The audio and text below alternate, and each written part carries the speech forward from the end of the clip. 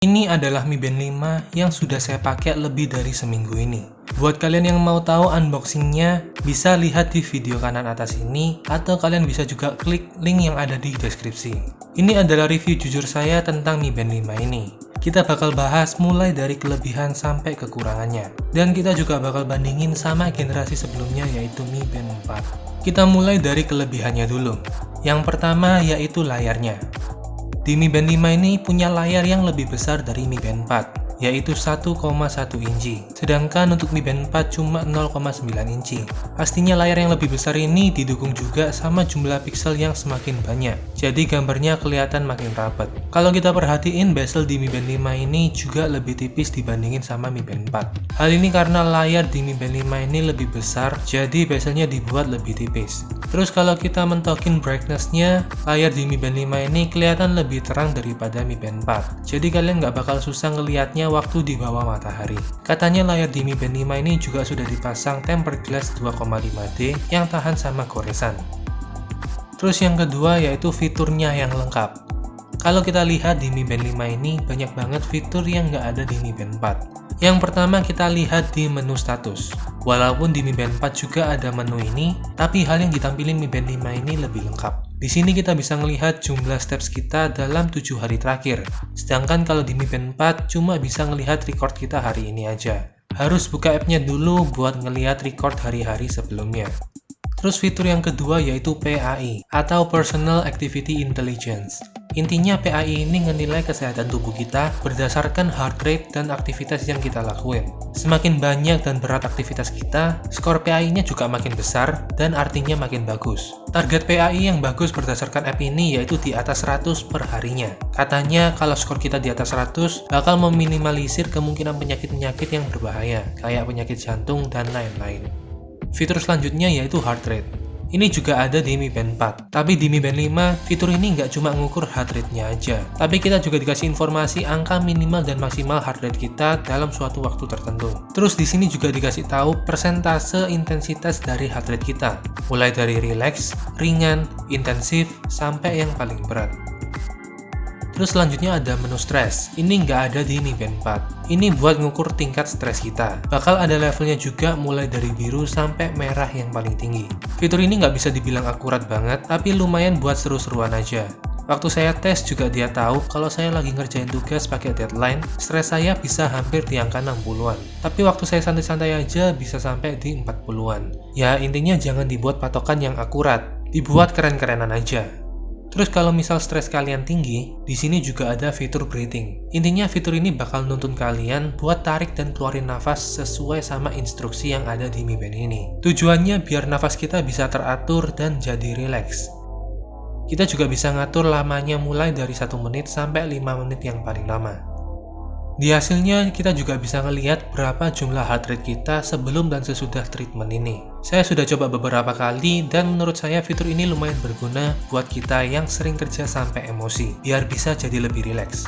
Terus menu selanjutnya ada menu event. Ini juga nggak ada di Mi Band 4. Saya suka sama fitur yang ini karena bisa nulis jadwal-jadwal event kita apa aja, sama tanggal dan jamnya juga. Jadi buat kalian yang sibuk banyak jadwal, kalian bisa manfaatin fitur ini biar nggak lupa sama event-event kalian. Kalau udah saatnya event kalian mulai, Mi Band-nya juga bakal geter buat ngingetin kalian kalau sudah waktunya.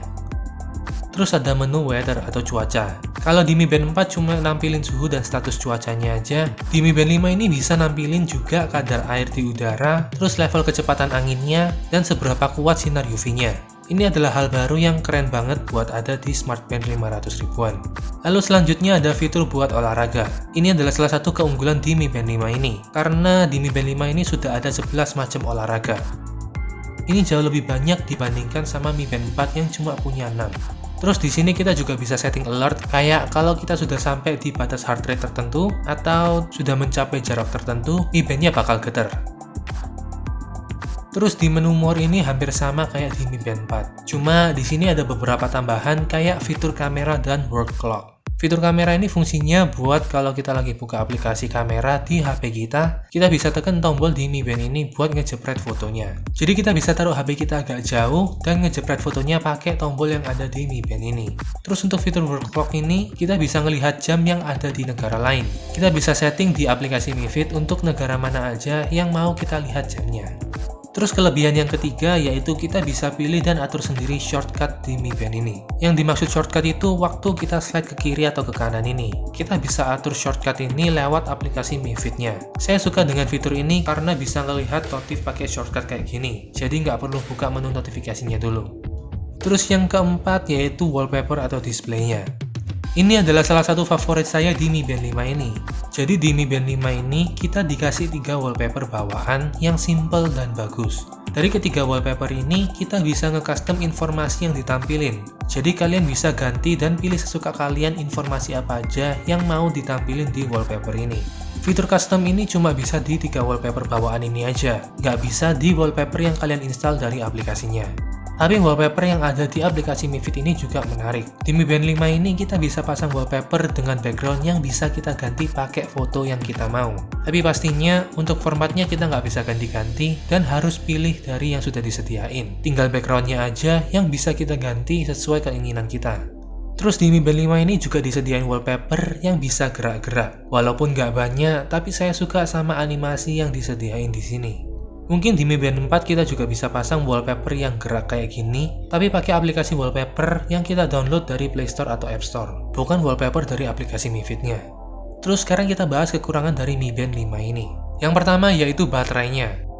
Sesudah saya pakai, baterai di Mi Band 5 ini dari 100% cuma bisa bertahan sampai 6 hari aja. Jadi dalam sehari bisa ngabisin baterai sekitar 15-20%. Pastinya ini saya pakai setiap hari dan saya nyalain monitoring heart rate 24 jam dan diukur setiap 1 menit. Terus saya juga aktifin sleep monitoringnya juga. Pokoknya semua fitur yang ada di app-nya saya aktifin.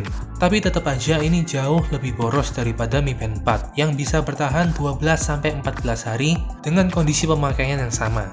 Di sini kita bisa ngelihat kalau baterai di Mi Band 5 ini 2 kali lipat lebih boros daripada Mi Band 4. Untuk waktu pengecasannya sekitar 1 jam 40 menitan dari 0 sampai full.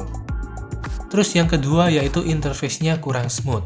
Kalau kita slide layar Mi Band-nya, ini masih kerasa agak ngeframe, jadi nggak smooth kayak di Mi Band 4. Saya kurang tahu kenapa interface di Mi Band 5 ini nggak bisa se-smooth kayak di Mi Band 4. Tapi saya nggak terlalu masalah juga, karena saya rasa bakal ada update software buat ngatasin masalah ini.